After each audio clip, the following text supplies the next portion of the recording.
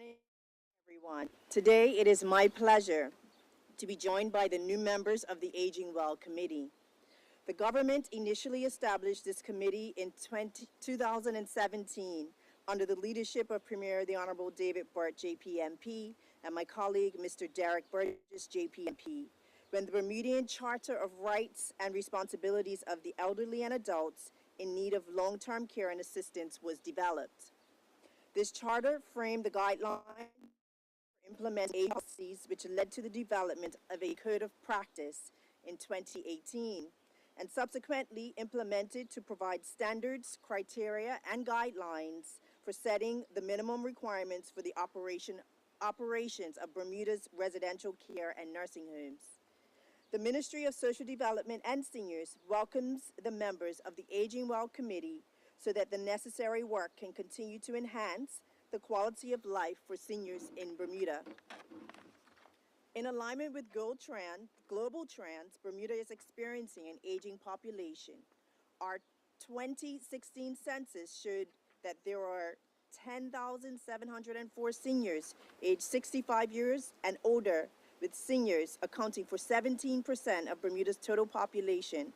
And by the year of 2026, it is projected that roughly 25% of our population will be older than 65. Based on this rising trend and building on the work previously done, the Aging Well Committee will be directly engaged in those matters related to improving the well-being of Bermuda's seniors. The committee will make recommendations to the ministry on critical areas impacting seniors, such as comprehensive planning and accountability, strategic workforce development and education, employment and financial security for older adults and caregivers, healthy aging, aging at home, accessible transportation, and long-term care, and intergenerational and inclusive communities. Overall, the community will advise the ministry on existing and emerging aging-related issues and the best practice protocols. Conduct research and produce deliverables as directed and approved by the minister. Develop and support aging well awareness events and public engagement in coordination with the Aging and Disabilities Services. Upon request, provide a review of amendments to legislation and government policy as it relates to seniors. I am excited to share that the immediate mandate of the Aging Well Committee is to produce a guide of benefit to seniors and steer a public awareness campaign on aging well for all ages. At this time, I would like to introduce you to the Aging Well Committee members. The committee members comprises of 17 members, inclusive of a chairperson and ex officio members who are here with me today. To my right is the chairperson of the Aging Well Committee, Mrs. Ianthea Simmons Wade, JPMP, who has been the chair of the Aging Well Committee since 2019. Her entire career has been dedicated to health, long-term care, and seniors in the private, government, and third sectors.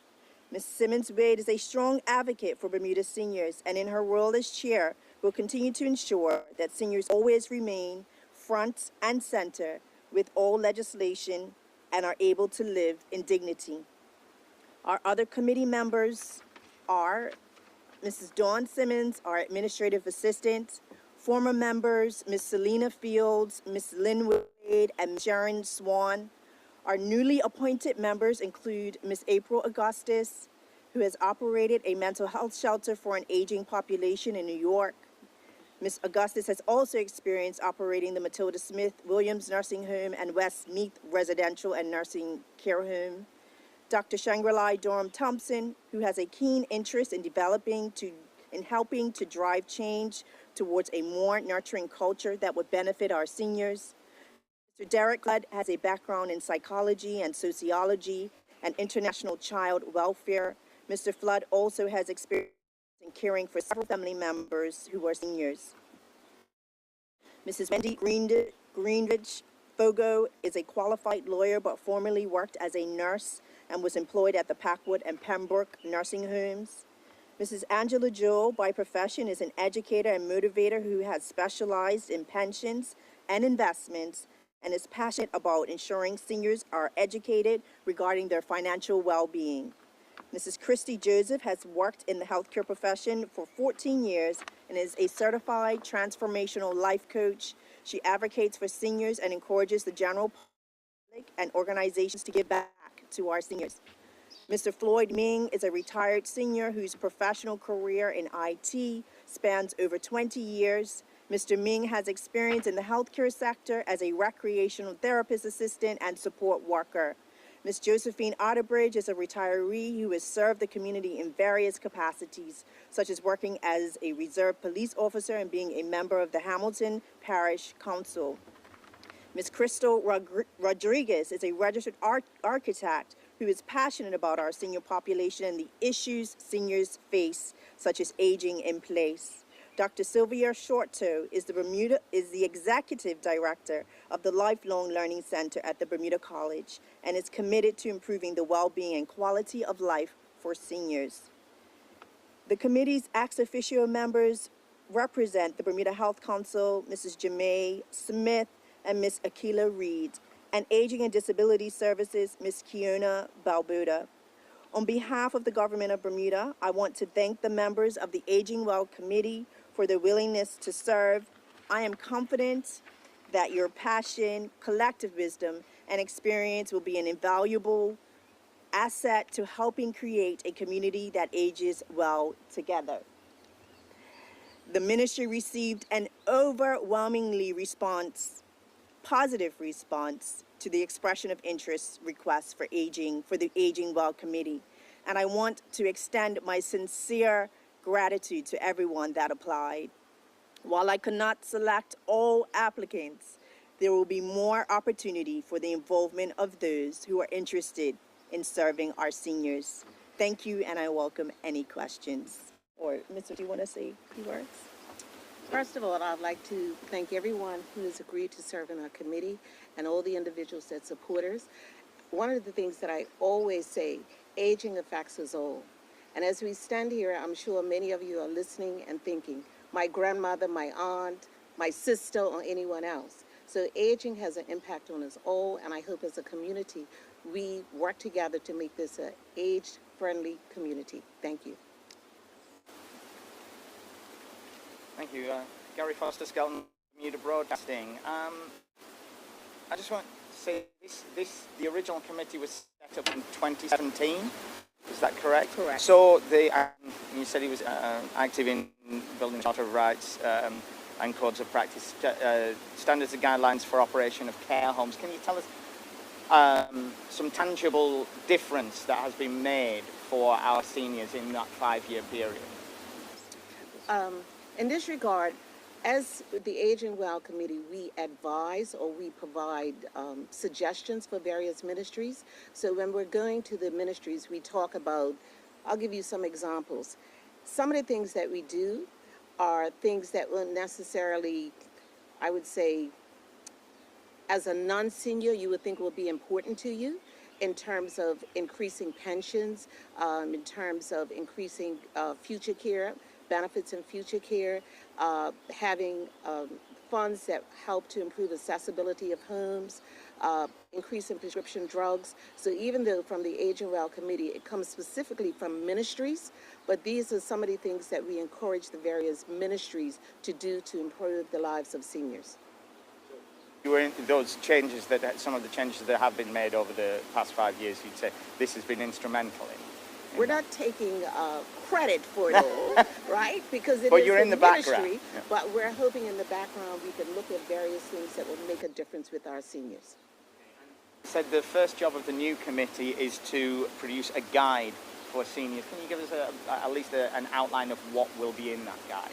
So in the guide, right now you have various facilities, organizations, and businesses that do things for seniors. We don't necessarily know about it. Someone came to me the other day and said, oh, you know, you funded so-and-so for 20% on such and such a day, but I didn't know anything about it. So what we want to be able to have is information that any senior will know about a service, a discount, or anything that a business organization does for our seniors. Something very, very comprehensive. And sometimes it can be very difficult navigating through different services where you have to go to this place for one thing, this place for another. It's helpful to know where the information is actually located so that persons are not having to go all over the place to try to gather information. Now, we also know that aging well as a concept overall inevitably requires a comprehensive healthcare system. And yesterday, the Ministry of Economy and Labour launched a public consultation on addressing the challenges of an aging population. If we don't increase the population, healthcare burden will increase on the rest of the population and possibly on seniors themselves. Do you have any comment on that, Minister? Yes, it first of all starts with healthy lifestyles. And with what the Ministry of Labor is doing is looking at the working population, because what we create when we don't have enough working persons is a dependency that we will not be able to afford. In this instance, the Aging Well Committee, I'm sure, will take a look at that document and also give recommendations and suggestions in regards to that. But there are so many other facets as far as aging well that is important, that you can have the best healthcare plan system in the world. If you are not concentrating or making a conscious effort to age healthy, then that really does not matter. But preventative care is important. Having access to health care is also important, and that is also part of what will compromise strategy for aging going forward. Most people think, and you asked the question, you talked about health care. People also think about long-term care. But when you have an increasing aging population, which is going to be approximately 25% in the next 10 or 15 years, you have to think of things like transportation. So when grandma can't drive anymore, she still has to get to the grocery store. When you're looking at social programs that are out there. So aging impacts on every ministry in this government. That's why it's so important that we focus on aging to ensure that our seniors don't break the bank in terms of the additional services that we have to provide. Because as you know, seniors are living longer, and many of them are living with chronic illnesses, can't age in place, they can't stay at home. So there are a lot of challenges that will impact in every ministry in this government. And that is why we are putting so much attention and focus on this. My final question on that, just clarify for me, is this a voluntary board or a paid board? How does it work? They are volunteering for the future of their lives and their families and their grandmas and their grandpas. Everybody has a vested interest, including everybody over on that side, because you are going to get old. You do have parents. And I know as we talk, I'm sure many of you can identify with some of the issues and the concerns that we are talking about.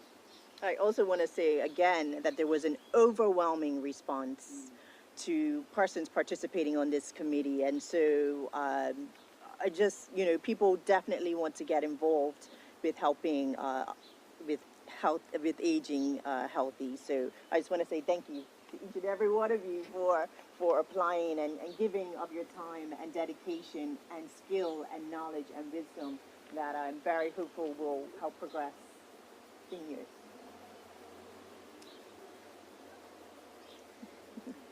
Thank you.